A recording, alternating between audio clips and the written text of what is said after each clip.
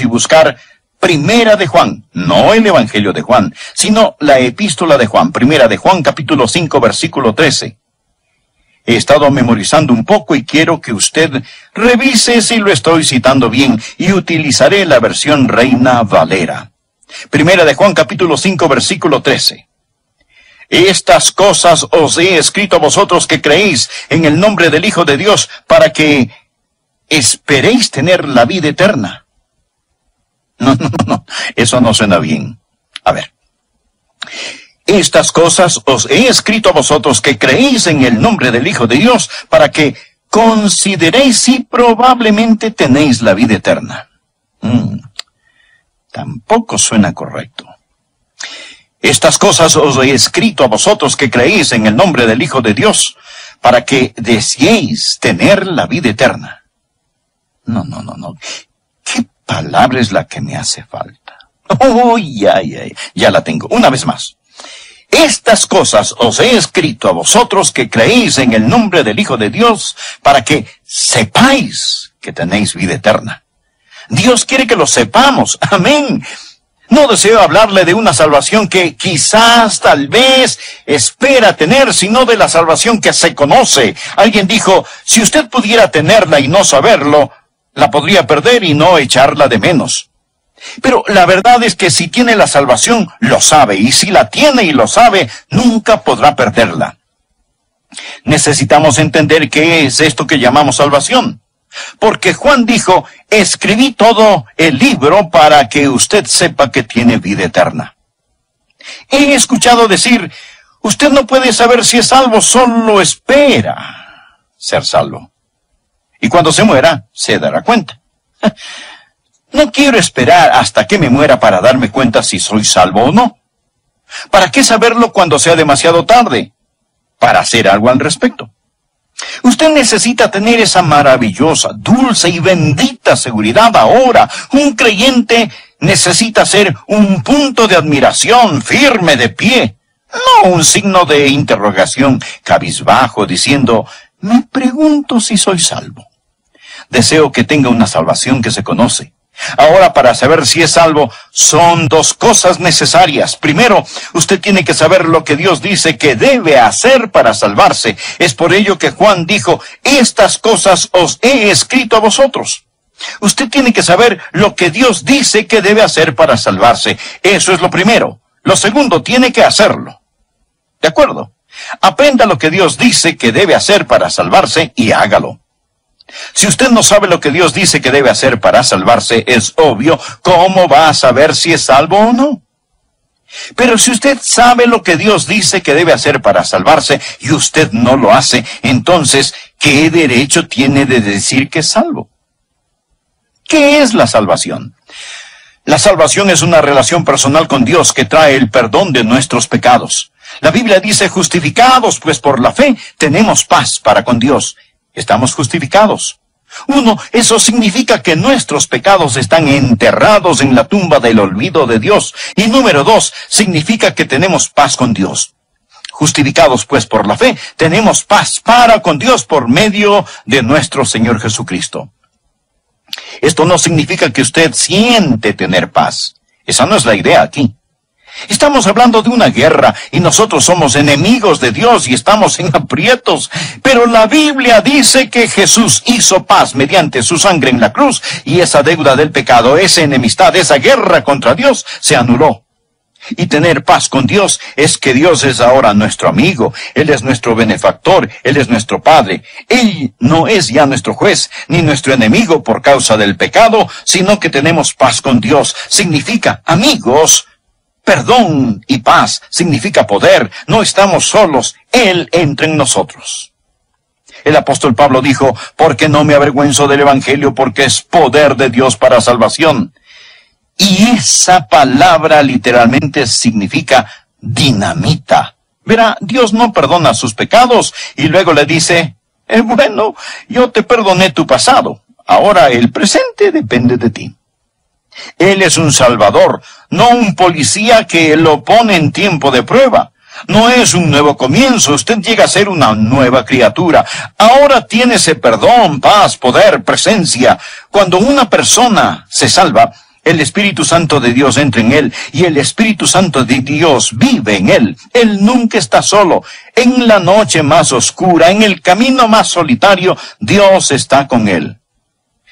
Jesús dijo, yo rogaré al Padre y os dará otro consolador para que esté con vosotros para siempre. Por ello creo que una vez que usted es salvo, Él lo mantendrá salvo, porque la Biblia dice muy claramente que el Espíritu Santo permanecerá en usted para siempre. Mas escuche, existe este perdón, existe esta paz, existe este poder, existe esta presencia, y ser salvo literalmente significa que Dios le da perfección. No, eso no significa que le van a salir alas y una aureola. No significa que nunca más pecará. Mas cuando Dios lo ve ante sus ojos, cuando usted se salva, la Biblia habla de los espíritus de los justos hechos perfectos. Ante los ojos de Dios, usted será perfecto. Esta es solo la introducción. Permítame hablarle ahora acerca de cómo salvarse. En primer lugar, permítame hablar acerca de la naturaleza humana. No estoy repitiendo. Permítame hablarle acerca de la naturaleza humana. ¿Qué creó Dios cuando hizo a un hombre o a una mujer? En Primera de Tesalonicenses, capítulo 5, versículo 23, leemos, y el mismo Dios de paz os santifique por completo. Eso significa totalmente todo su ser. Y todo vuestro ser, espíritu, alma y cuerpo sean guardados irreprensibles para la venida de nuestro Señor Jesucristo. Así que usted consta de espíritu, alma y cuerpo. Primero usted tiene un cuerpo, usted vive en un cuerpo, usted está allí en su cuerpo, ¿correcto? Ese es el traje espacial que usa mientras está en la nave espacial llamada Tierra. Usted tiene un cuerpo y vive en ese cuerpo, es obvio, nadie lo pone en duda. La segunda cosa no es tan obvia. Pablo también habló del alma. Y todo vuestro ser, espíritu, alma y cuerpo sea guardado irreprensible para la venida de nuestro Señor Jesucristo. La palabra griega alma es la palabra psique. Es la palabra de donde tomamos psiquiatría, psicología, psicológico, psíquico. Todas estas palabras se refieren al alma. El alma es el usted. Esa es su personalidad, su idiosincrasia, su inteligencia, su sentido del humor. Generalizando, su alma es su mente, sus emociones y su voluntad. Usted vive dentro de ese cuerpo y usted tiene un alma, ¿de acuerdo? Ahora, ¿qué es el espíritu? La Biblia dice claramente y hace una distinción entre el alma y el espíritu. Recuerda nuestro versículo. Y todo vuestro ser, espíritu, alma y cuerpo sea guardado irreprensible para la venida de nuestro Señor Jesucristo. Ponga al margen Hebreos 4:12. Porque la palabra de Dios es viva y eficaz, más cortante que toda espada de dos filos, y penetra hasta partir el alma y el espíritu. ¿Cuál es la diferencia entre el alma y el espíritu? Tanto el alma como el espíritu son invisibles. El alma y el espíritu son inseparables, pero no son lo mismo. El espíritu es esa parte de usted que lo hace único, diferente a cualquier animal o planta. Dios no le dio a los animales un espíritu. Dios dio a los hombres un espíritu.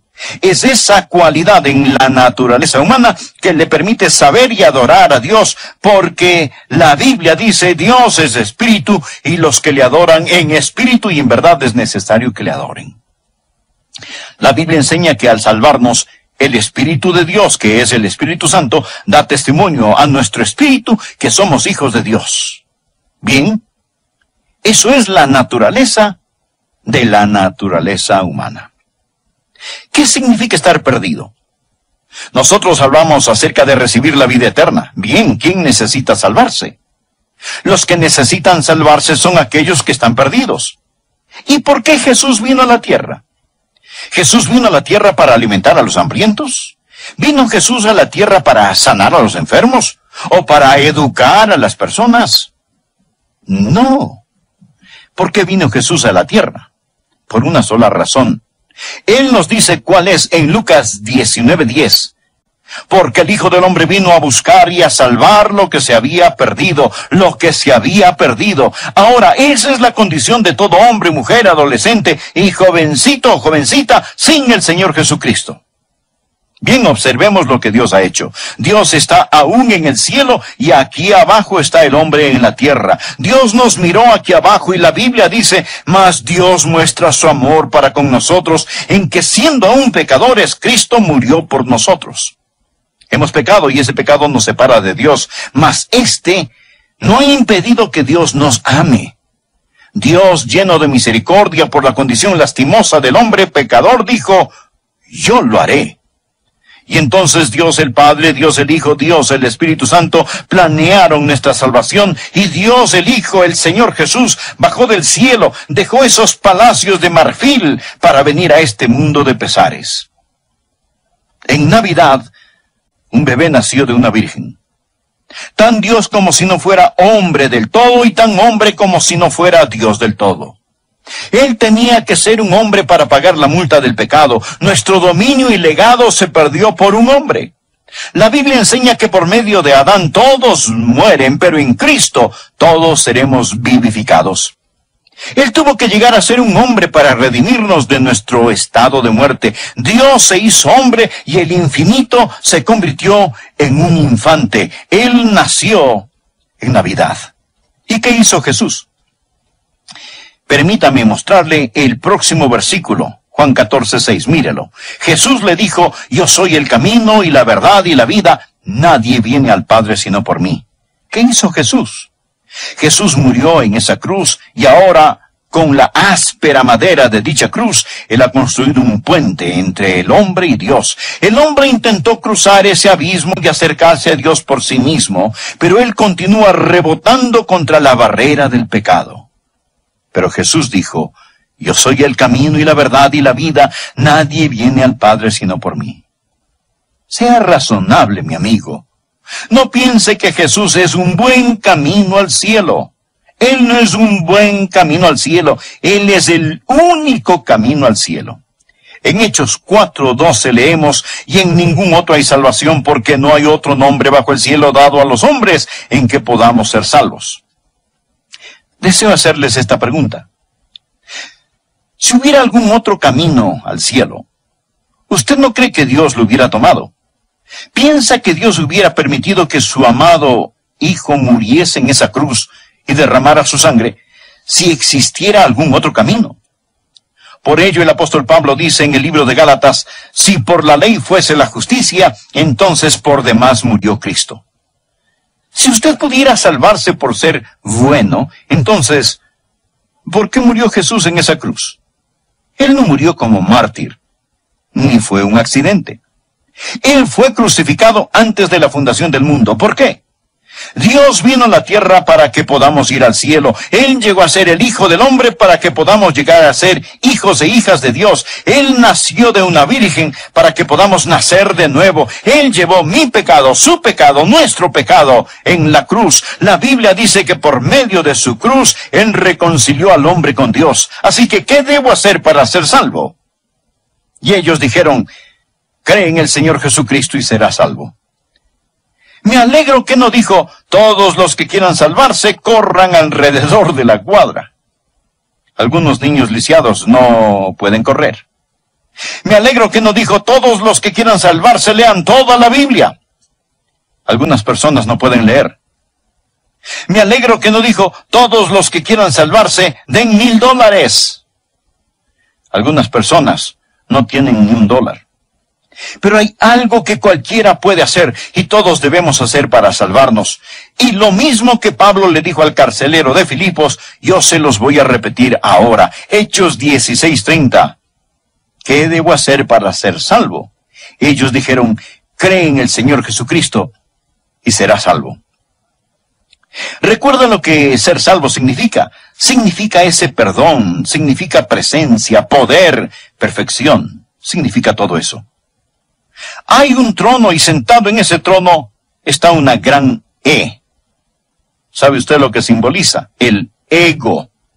Porque verá, cuando un hombre está espiritualmente muerto, Dios se aleja de su espíritu y entonces, ¿quién toma el control? El alma, la mente, las emociones y la voluntad. Cristo está fuera de esa vida y el yo, el ego, está en el trono.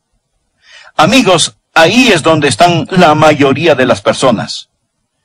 Todas las personas de este mundo, sentados en el trono de su propia vida, están diciendo, es mi vida y yo voy a hacer lo que yo quiera. Nadie me va a decir lo que tengo que hacer. Nadie me tiene que decir ni esto ni aquello. Es mi vida. Permítame decirle algo más.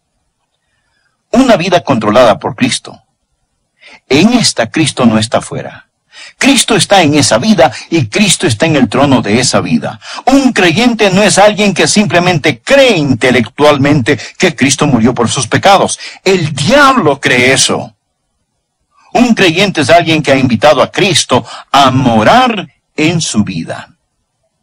Ahora recuerden nuestra escritura que dice, ellos dijeron, cree en el Señor Jesucristo y serás salvo. Esa palabra cree es la palabra griega que significa literalmente confiar. Confiar. Usted cree que un avión puede volar, pero debe confiar que va a volar para poder abordarlo. En esta ilustración tenemos a Cristo en la palabra de Dios. El que oye mi palabra y cree al que me envió. La palabra cree se usa unas 99 veces en el Evangelio de Juan. Creer, confiar. Cree al que me envió. Crea en el Dios que envió al Salvador, el Señor Jesucristo, y crea en el Salvador. Cree.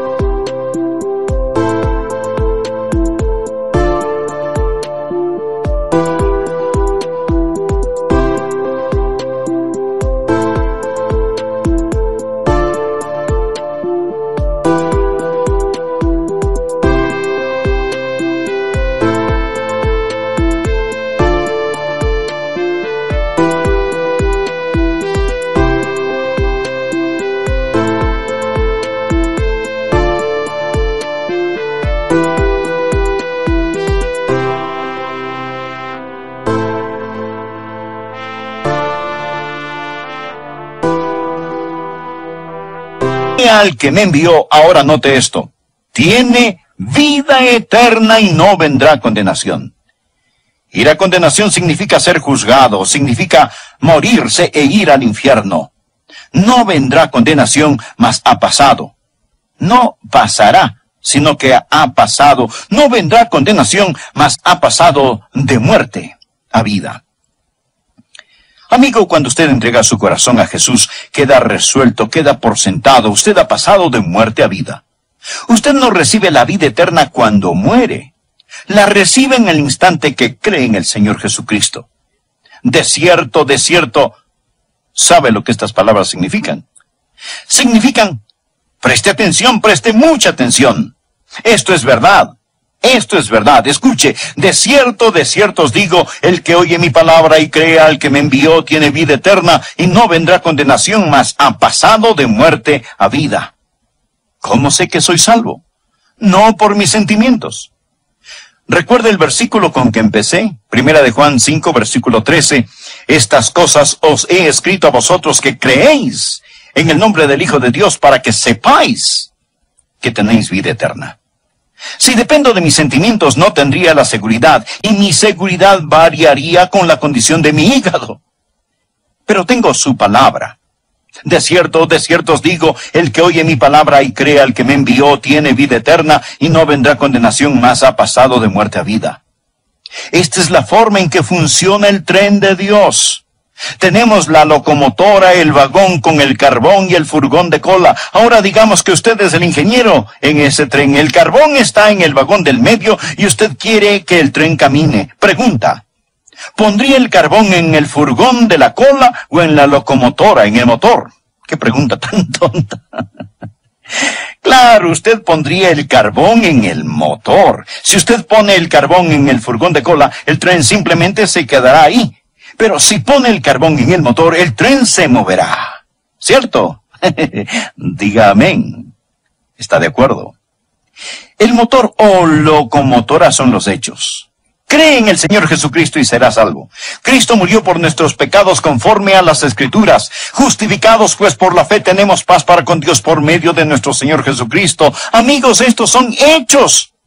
No estoy hablándoles acerca de denominaciones, bautistas, metodistas, presbiterianas, etcétera, etcétera. Estoy hablándoles acerca de los hechos bíblicos. Cree en el Señor Jesucristo y serás salvo. ¿Y qué hace con su fe? Usted pone su fe en los hechos de Dios, pone el carbón en el motor. No ponga la fe en los sentimientos. O sea, no ponga el carbón en el furgón de cola.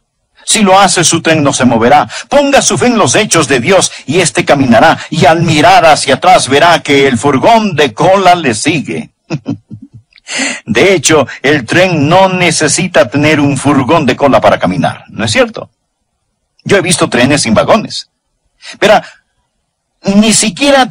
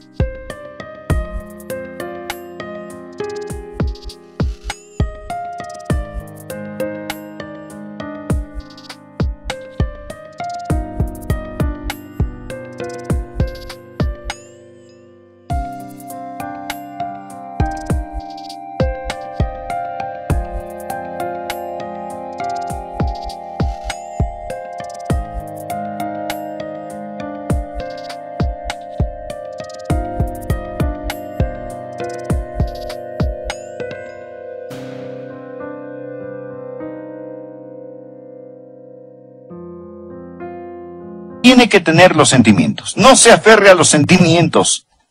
Yo disfruto mi salvación realmente, sí. Yo estoy contento que el Señor Jesucristo es mi Salvador. Amigo, yo no sé que soy salvo porque estoy feliz. Estoy feliz porque sé que soy salvo. ¿Ve la diferencia? Estoy feliz porque sé que soy salvo. Cuando usted empieza a poner su fe en los hechos de Dios, entenderá, es verdad, soy salvo. Y luego viene la experiencia, el gozo de conocer al Señor Jesús.